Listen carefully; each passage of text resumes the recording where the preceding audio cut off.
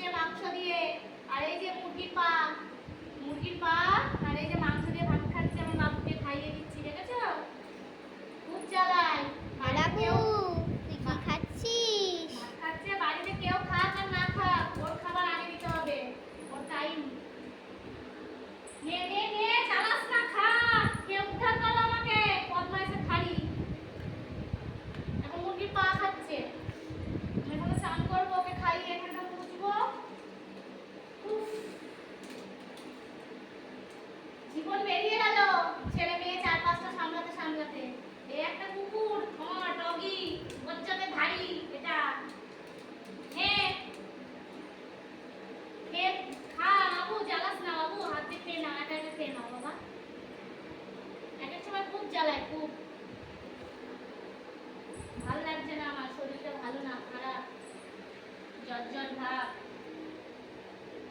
নে বাবা খা, ওকে খাইয়ে জল খাইয়ে এখন এসির মধ্যে ঢুকাবো ঘরের মধ্যে।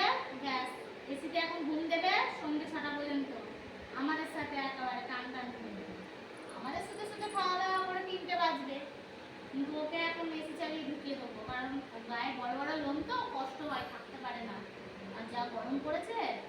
নাও বাবা নাও, খেয়ে নাও। আমার সোনা, আমার সোনার ধন এটা, আমার বিয়ে মানিক, আমার জহরলাল, আমার বাবা। খাও, খেয়ে নাও। ভালো ছেলে, একদম ভালো ছেলে। হ্যাঁ খেয়ে নাও বাবু, একদম ভালো ছেলে। বাবা। কালকে রাত্রিবেলা আমার মেয়ের নাচের প্রোগ্রাম ছিল, খুব কেঁদেছে বাবু, খুব কেঁদেছে রাতে। বাড়িতে আমরা কেউ ছিলাম না বলে আমার সোনাটাও, আমার সোনার চাঁদ এটা, আমার বাবা। আমার বাবাটা কান্না করেছে কালকে রাত্রিবেলা, বাড়িতে কেউ নেই। ওরা কি ভাবে জানো? ওরা ভাবে হয়তো আমাদেরকে ছেড়ে দিয়ে চলে যাচ্ছে। ওরা এইটার জন্য ওরা কষ্ট পায়, কাঁদে। বাড়ি থেকে চলে গেলে ভাবে মনে হয় আমাকে ছেড়ে দিয়ে চলে গেল।